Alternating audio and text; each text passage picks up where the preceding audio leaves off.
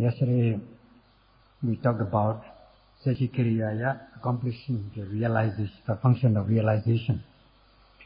An arena of Vipassana, noting and knowing every arising object, gives rise to Sachikariyaya as far as Vipassana is concerned, but not the ultimate cessation. Only with the realization of the path, consciousness and the path, truth of the path, will one be able to make Nibbana as the object, which is the real ultimate cessation. So this is just an explanation so that yogis would not be confused about two kinds of cessation or two kinds of realization. So in the text given this Nibbana as Santi Sukha, ultimate, the happiness of peace. It is also called another name Avedita Sukha. When we talk about Avedita Sukha, it goes without saying there is such a thing as Vedita Sukha. Now, as for the first one, Vedita Sukha is a kind of happiness which arises from the experience of six sense objects. By experiencing six sense objects, by going in pursuit or chasing the six sense objects, one can become happy. This kind of happiness is known as Vedita Sukha. Happiness rising out of the six sense objects. And as regards the other one, Avedita Sukha, which is the reverse of Vedita Sukha, is a kind of happiness of bliss which arises without experiencing the six sense objects. So the first one, put it simply, the first one is happiness without feeling. With feeling. And as for the second one, it is a happiness without feeling. That is putting it simply. Now as for the second one, Avedita Sukha, the happiness without feeling, or without experiencing the six sense objects, is also called Santi Sukha, the happiness of ultimate peace, happiness of cessation, without the turbulence of the undermining negative tendencies of the mind coming to or experiencing cessation or extinction, which is Santi, peace. In the text is given these three kinds of Santi, or peace, namely Tadanga Santi, momentary or temporary peace; Achanta Santi, the ultimate or final peace or total peace; and Sammuti Santi, conventional peace. With the practice of Vipassana, noting and knowing the universal characteristics, the variety of characteristics, namely impermanence and so on, as regards the psychophysical phenomena which are subject to or conditioned psychophysical phenomena, cultivating insight knowledge, which one is led to the temporary cessation, which is Tadanga Santi.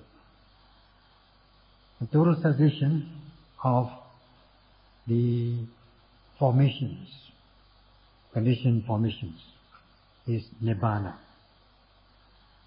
As for the third one, Sammuti Santi, it is conventional peace.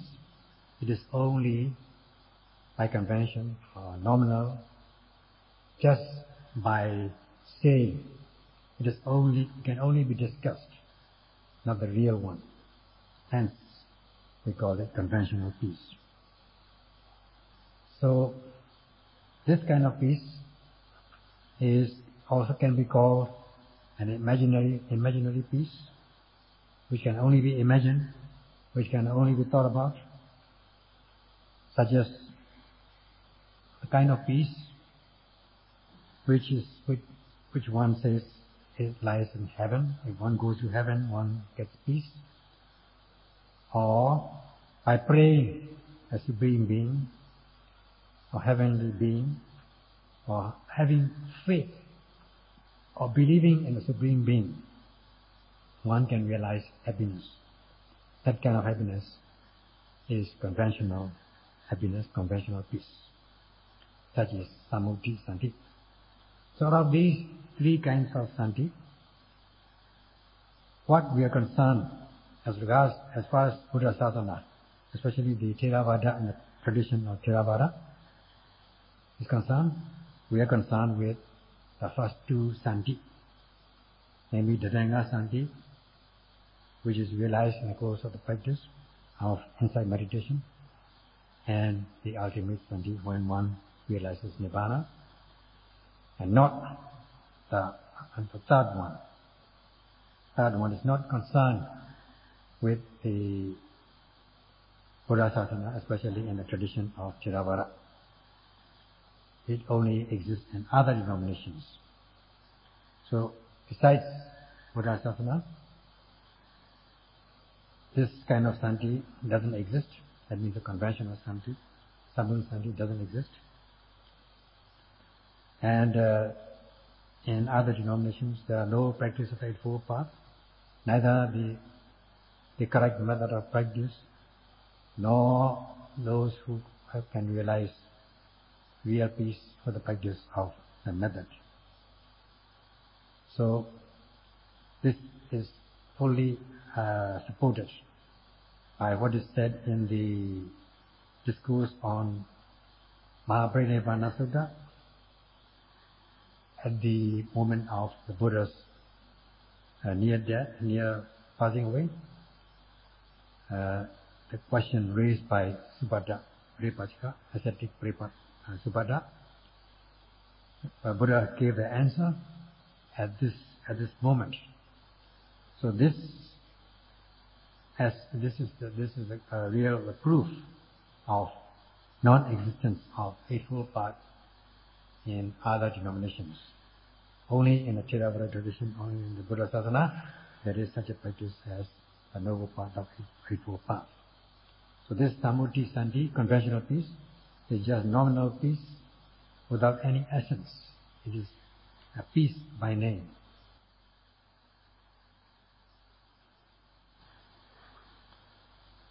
We are talking about this Dhamma Santi, momentary peace. Sometimes we call it part-time cessation, or part-time peace, which is realized by the practicing yogis while they are practicing the way of mindfulness, Satipatthana, as they are noting every arising mind-body objects and deepening their Khanika Samadhi, momentary concentration. First of all, seeing the individual or unique characteristics of every mind and body noted.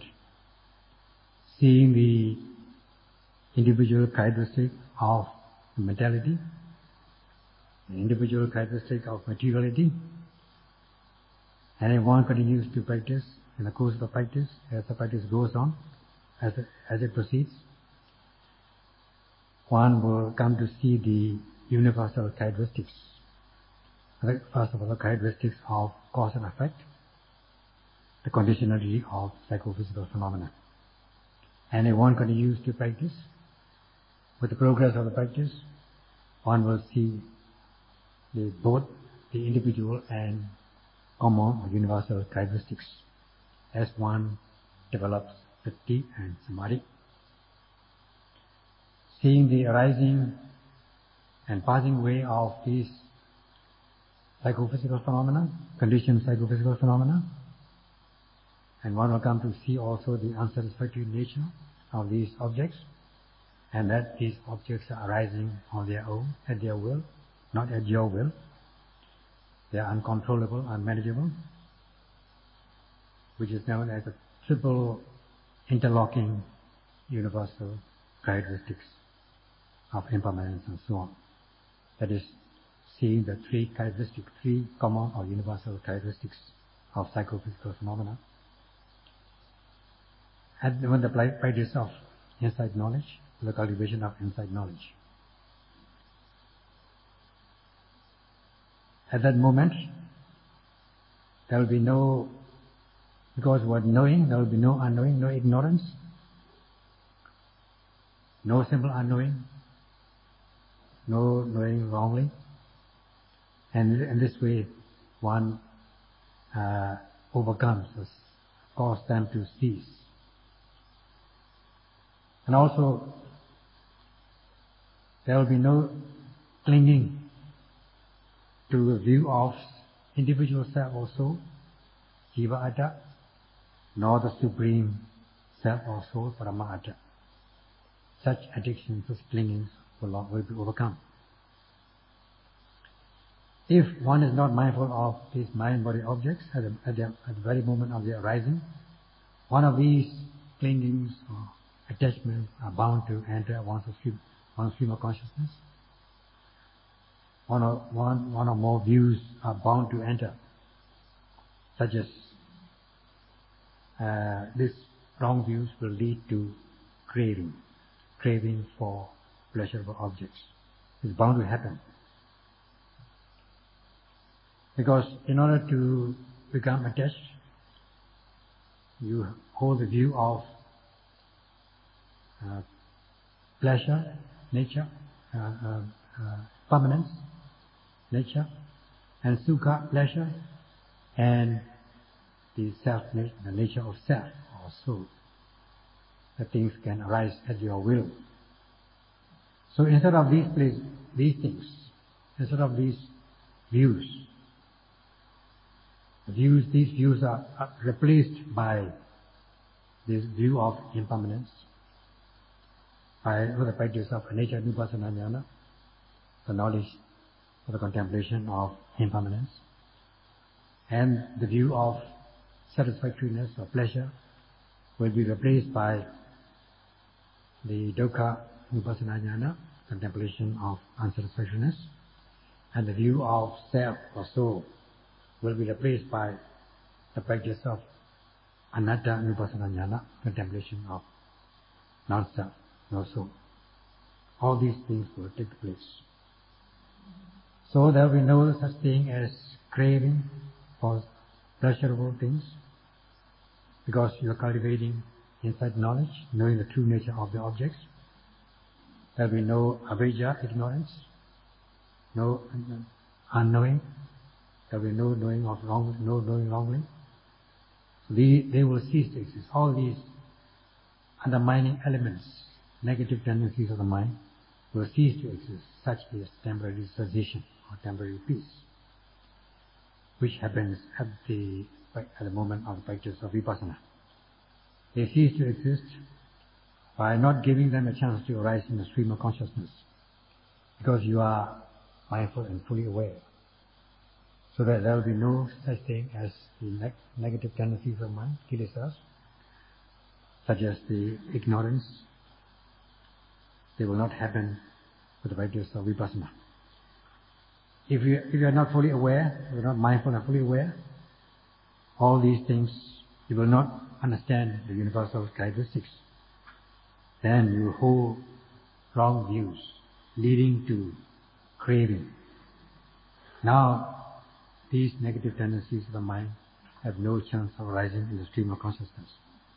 If there is no weak form of craving, the strong form of craving, known as upadana, grasping or clinging, will not be given a chance to arise. Because the vipassana, the insight knowledge, has taken their place. So that this avijjatana upadana, the kilesavada, the round of defilements, cease to exist. But not the total cessation or ultimate cessation. They cease to exist at the moment or in the course of the practice of vipassana. Hence, it is sometimes known as part-time cessation. Because you are overcoming this or drying up this kilesa set, you will not be doing good or bad deeds leading to round of existence, thinking that you will become happy by doing these things. There will be no such thing as doing good things to make yourself happy, leading to, which are karma, leading to your existence, the round of existence, not bad deeds. So, since you are not performing good or bad deeds leading to the round, because there is no kilesa vada, there will be no karma vada, no round of actions. The round of action, only actions are performed because of the defilements. Now there are no defilements, so there will be no round of actions. You will not perform actions leading to the round. Only when you perform actions, good or bad, leading to the round, will there be new becoming in the form of new mind-body existence, rebirth and so on. So now, no new rebirth, no new mind-body as a result of the absence of this karma leading to the round. In this way, the three triple round, which is made up of kilesa vada, round of defilement, karma vada, round of actions, and vipaka vada, round of resultant, will not happen with the practice of satipatthana.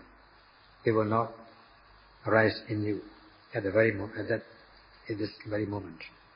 And hence it is known as tadenga santi, momentary or temporary peace.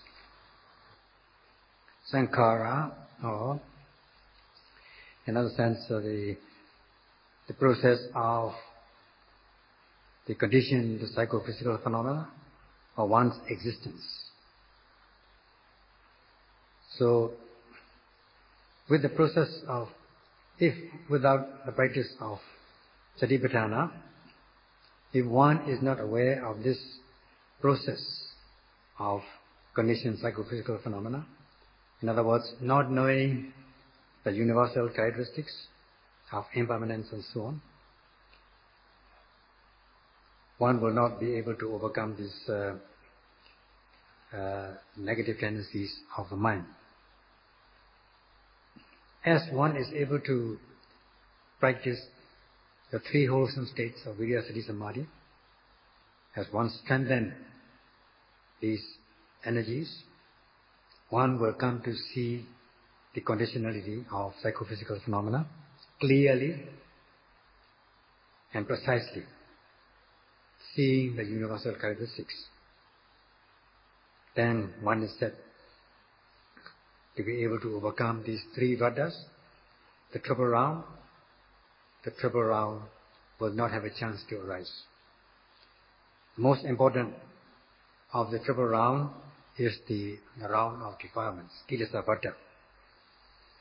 So with the practice of satipatthana, kilesa vada will not be given a chance to arise, which is kilesa vada. This task is the main thing. This is the main thing to be overcome. If at all it happens, then one has to practice and overcome it. And in the practice of Vipassana, the insight stages, insight knowledge arise in stages, progress in stages, at increments, with incremental progress in the insight knowledge. Say every second of the practice gives rise to the incremental increased development in the insight knowledge. This incremental practice of insight leads to the incremental Santi. Hence, this is the Tathanga Santi. Because by noting and knowing in an incremental manner, one is able to cause this incremental cessation. Hence, the Tathanga Santi. so that the three vadas, the triple realm, will cease to exist. Such is the implied meaning of Taranga Santi or part-time Santi. Because it is incremental cessation, it is known as part-time cessation or part-time peace. So every time Vipassana insight knowledge happens in an incremental manner, or an incremental insight knowledge arises, that is the incremental cessation. So, in simple language, we call it part-time cessation. This has to be understood. And we have to accumulate this incremental cessation, or part-time cessation, or minor cessation, so that by accumulating this incremental cessation, it will have very full energy in the insight knowledge. It becomes energized. So, with the progress in insight knowledge, one is able to overcome these negative tendencies of the mind which have been all along with us throughout our lifetimes, until we come to the last stage of the insight knowledge, when we weaken and overcome all these relevant negative tendencies of the mind, and with the realization of the attainment path or noble path, Ariya Mega, we cut off the relevant negative tendencies to the point of no return. Such is the peace of Nirvana.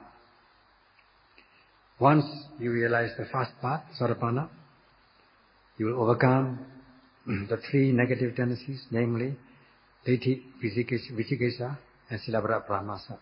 Ditti, view, wrong view; Vicikesa, skeptical doubt; and Silabhara Pramasa, pursuing or the practice of wrong rites and rituals as being the path to cessation or path to peace. So,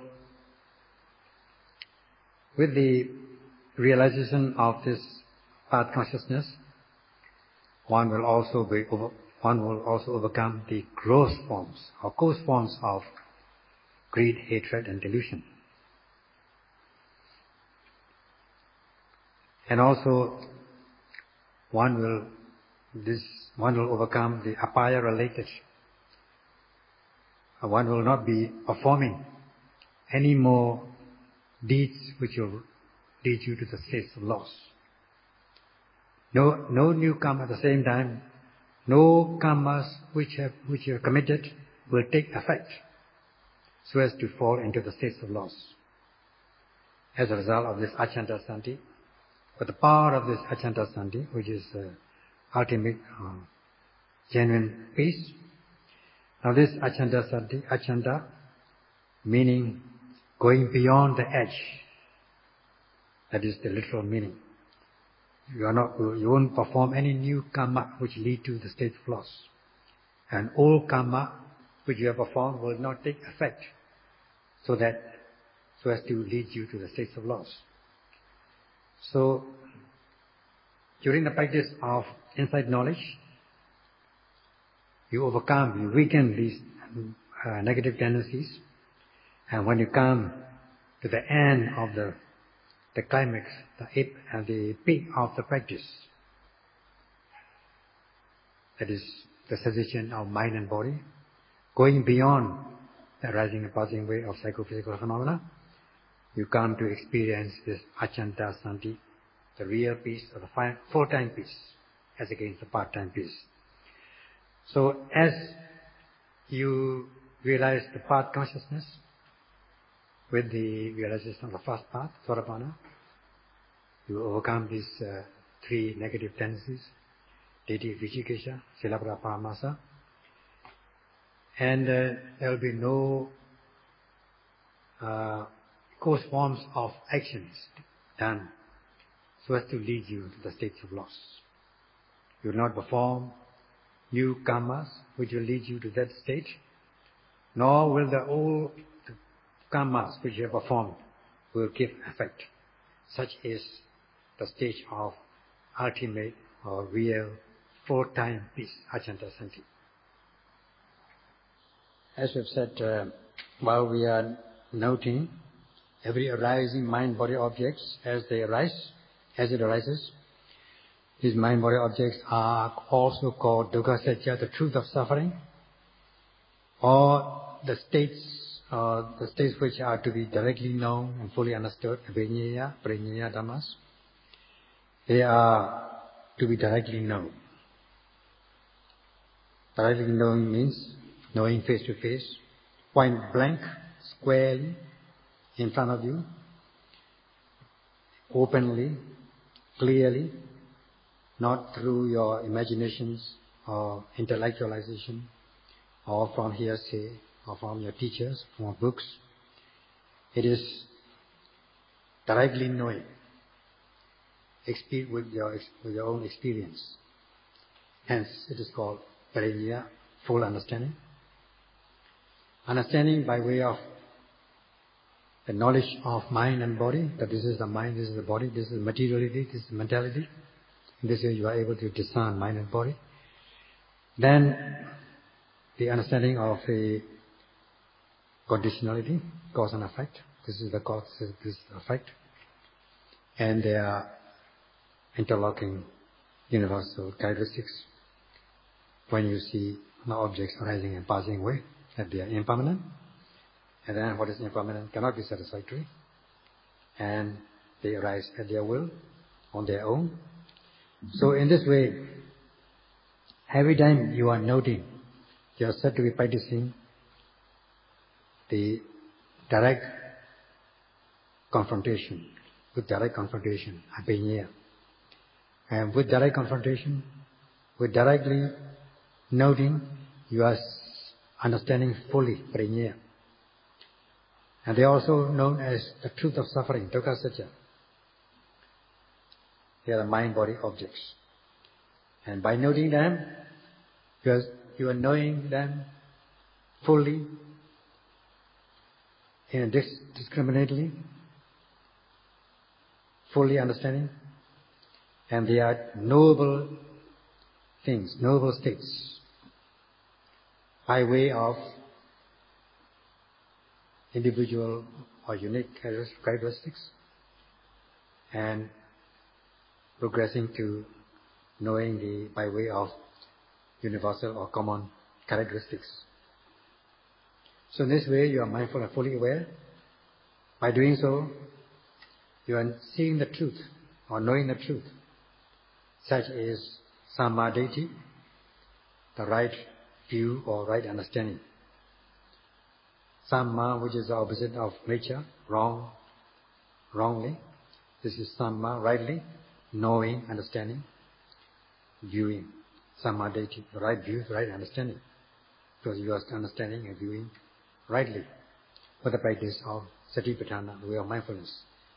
Seeing the true nature of these objects. Every time you note, you are face to face with the object and you are fully understanding it. As you are able to take an aim at the object and note precisely, try to connect with the object so as to sustain your mindfulness and deepen your concentration. As you do so, you are bound to see the truth.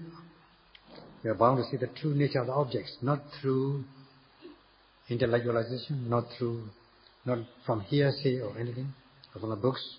It is directly knowing, your direct experiential knowledge. Such is samadhi, the right understanding of the right view. Whatever happens or arises, that is the mind-body objects that arises in your body are realities. They are there. They are always there. They arise as they are or as it is, and you are noting them as they are, as they arise. By noting as they arise, at the moment of their arising, you are seeing the truth, which is, as we have said, samadhi, a right understanding, a right view. And it has its associated states, or its assistances, or accompaniments. such as you've got to aim your noting mind towards the object so as to be precise, so as to be connected to the object. So as to be precise, you have to aim, take an aim at the object. And you have to make a practice of aiming to be precise. And such is known as Samma Sankappa, the right aim. Not the right aim by practice, not through thinking or imagination or intellectualization, but through your own experience. Hence it is known as Samma Sankappa, and as it is a part of one of the Eightfold Path, it's known as Samma Sankappa, making up the path of right aim. In order that this samadhi, right view or right understanding to be precise, one has got to make an effort to reach that stage. That is the exhaustion of energy, the driving force, in order to connect with the object, so that the noting mind will reach the object, not overshoot the object or miss the object. And with the exhaustion of energy, you're blocking the path to unwholesome deeds. Instead, it opens the path. It opens the way to wholesome things, wholesome deeds. It prevents these negative tendencies and opens the way to positive tendencies. That is how one exerts energy. As yogis always say, they try to exert their energy, to drive the noting mind towards the object of attention. So, if they are practicing like this, then they are said to be practicing Samma Vayama, the right energy. Because of this sharp energy, strong driving force, one will not miss the object. One will be able to connect with the object all the time, connect with every arising object, so as to be sustained on the object. As in the spirit of Satipatthana, the object will be sustained on the object. Such is Sammasati, making up the path of right mindfulness. As the noting mind is sustained on the object, there will be no distraction, no dispersion of the mind. Instead, it will fall calm and collected on the object of attention. As it said, avekripo samadhi. In fact, the type of concentration which will not move away from the object of attention. It will always be there. There will be no gap. There will be no separation of the noting mind with the object of attention. And such concentration is known as Samadhi, the right concentration. And the path is known as Samma Samadhi, making up the path of right concentration. So that towards the development of Samadhi, we have to apply these three right energies, namely right energy, Samma Vayama, right mindfulness, Sammasati, and the right concentration, Samma Samadhi, so that noting mind becomes concurrent with the object, the noting mind is connected to the object, giving rise to the knowledge. And initially, you have taken the vows of precepts, so you are sustaining it, not to break or weaken it. Thus, your physical verbal behaviors are cultured, graceful, affable. In a sense, while you are noting the objects, in respect of the object, there is no unwholesome deeds, immoral deeds, debauchery. They are not allowed, they are not given a chance to arise in the stream of consciousness, because you are with the object all the time, object to be noted all the time. Because the reverse of debauchery, the opposite of debauchery are the Vipassana process, the insight stream of consciousness. The stream of consciousness by which you are practicing Vipassana is happening. The process is happening. So long as there is a process of insight, there will be no immoral deeds. There will be no breaking or weakening of your precepts. So it goes without saying that you are also practicing the three morality group, namely Samavāca, the right speech, Samakammata, the right action, and Samājiva, the right livelihood. All these things are also involved in the course of your practice of Satipatthana. So when you analyze it, all these, the path leading to the extinction of